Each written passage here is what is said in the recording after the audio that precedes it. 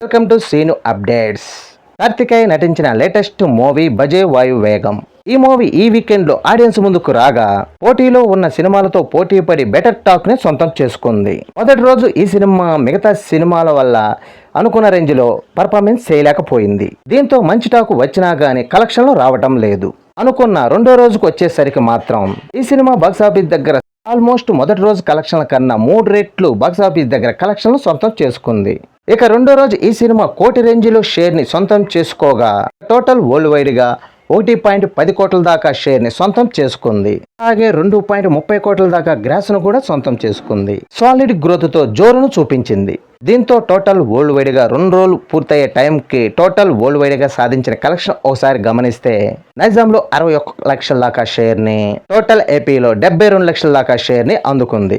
ఇక total AP తెలంగాణలో 1.32 కోట్ల దాకా షేర్ ని, అలాగే 2.80 కోట్ల దాకా గ్రాస్ ని అందుకుంది. ఇక Karnataka, rest of India, overseas లో 27 లక్షల దాకా షేర్ ని అందుకోగా ఇక టోటల్ వరల్డ్ వైడ్ గా 1.60 కోట్ల దాకా షేర్ ని, అలాగే 3.30 కోట్ల దాకా గ్రాస్ ని అందుకుంది. మొత్తం మీద ఈ సినిమా బాక్సాఫీస్ దగ్గర 4 కోట్ల బ్రేక్ ఈవెన్ టార్గెట్ లో బరిలో దిగగా 2 రోజుల్లో సాధించిన కలెక్షన్స్ కాకుండా మరో 2.40 కోట్ల రేంజ్ లో షేర్ ని అందుకోవాల్సిన అవసరం ఎంతైనా ఉంది. ఇక మిగిలిన వీకెండ్ లో ఎలాంటి కలెక్షన్లు సాధించి బ్రేక్ ఈవెన్ కంప్లీట్ చేస్తుందో చూడాలి. ఈ వీడియో నచ్చితే లైక్ చేయండి, షేర్ చేయండి, ప్లీజ్ సబ్స్క్రైబ్ చేయండి.